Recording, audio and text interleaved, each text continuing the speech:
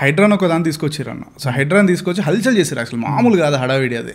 So ఇప్పుడు ఎందుకు Hydraa silent అయిపోయింది? అండ్ ఇంకోటి ఇప్పుడు తీసుకున్నా కూడా హైడ్రా వల్ల పేదల ఇళ్ళే కూలిపోయినాయి, పెద్దల ఇల్లు కూలిపోతలేదు అని ఒకటి ఇది కూడా వచ్చింది. ఇంకోటి social media like pages, party pages కానీ నార్మల్ సోషల్ మీడియాలో తీసుకుంటే అక్కడ ఉన్న వాళ్ళందరూ ఏడుస్తారు, అసలు రేవంత్ రెడ్డిని ఎందుకు ఎన్నుకున్నాం రా నాయన, మా ఇల్లుని తీసుకొచ్చి మా గుడిసెలు ఉన్న ఇల్లుని తీసుకొచ్చి రోడ్ల మీద పడేసిండు, అనవసరంగా ఎన్నుకున్నాము అని చెప్పేసి ఇది కూడా ఉందన్న.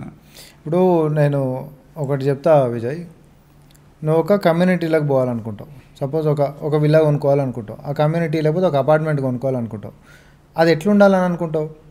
కమ్యూనిటీ నీట్గా ఉండాలి, తర్వాత అందరు మంచి నైబర్స్ ఉండాలి, ఎట్లాంటి కమ్యూనిటీ, తర్వాత నీట్నెస్ విషయం తీసుకున్నా, లేకపోతే అందులో ఎవరైనా సపోజ్ క్రిమినల్స్కి సంబంధించిన వాళ్ళు, లేకపోతే చీడ పురుగులో, లేకపోతే ఇంకొక అసాంఘికమైనటువంటి కార్యక్రమాలు చేసేటటువంటి వాళ్ళు ఉంటున్నటువంటి కమ్యూనిటీలకు నువ్వు పోతావా?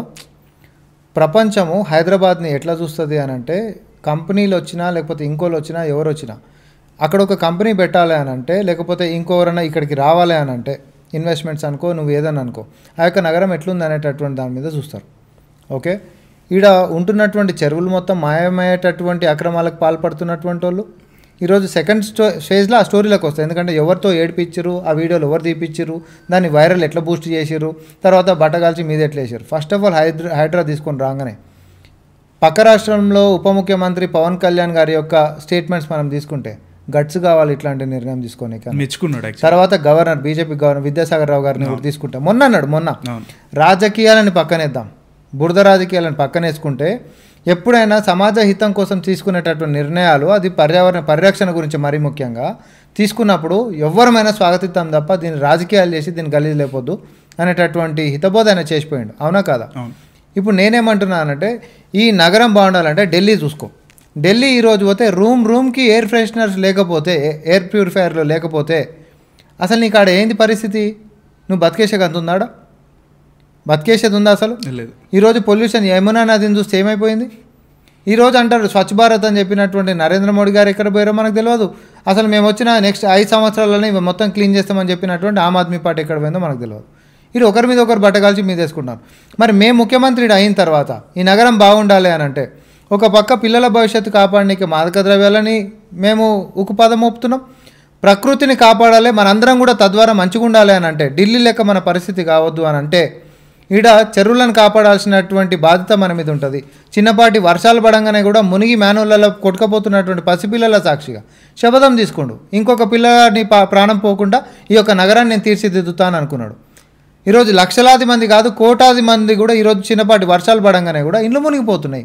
ఏడనో పోయి ఏడనో ఫ్లైఓవర్ల కింద బతకాల్సినటువంటి పరిస్థితి, లేకపోతే చుట్టాల ఇళ్ళలో బతకాల్సినటువంటి పరిస్థితి. లేకపోతే ఇవన్నీ ఏడికెంచి కారణం అని అంటే, వర్షం పడంగానే పోవాల్సినటువంటి నీళ్లు చెరువులకు పోవాల్సినవి పోనీయకుండా కబ్జాలకు గురైపోయినాయి అనుకో, నీరు పళ్ళ మెరుగును అని అంటాం. సో పోనీయకపోతే వచ్చి ఏడుంటాయి? ఏడబడ్డ వర్షం ఆడనే ఉన్నప్పుడు మునుగుతుంది ఎవరు? మనమే మునుగుతూ ఉన్నాం. అయితే వీటిని కబ్జాలైనాయి. నేను ఒకటే అడుగుతా, పేద ప్రజలు అనేటటువంటి వాళ్ళు ఒక ఆధార్ కార్డులో పేరు మార్చుకోవాలంటేనే అధికారుల చుట్టూ 10 సార్లు తిరుగుతారు. పోయి చెరువులు కబ్జాలు చేస్తారు అనేటట్టు నువ్వు నమ్ముతావా? నేనైతే నమ్ముతావా? ఒక సామాన్య కుటుంబం పోయి చెరువుని కబ్జా చేసేసి ఆడ 1 ఎకరం మందం ట్యాంకర్లు పెట్టుకొని దందలు చేస్తారంటే నువ్వు నమ్ముతావా? లేదు. అంటే కొందరు తెలియక వచ్చి ఉంటారు కదా గుడిసెలు వేసుకొని. తెలియక వచ్చేటటువంటి అంశం కాదు. తెలిసి ఉన్నోడు ఈ తెలియనటువంటి వాళ్ళని అడుముంగడ పెడతాడు. కబ్జా చేసినోడు ఫస్ట్ ఏం చేస్తాడంటే రేకులు షెడ్ వేస్తాడు.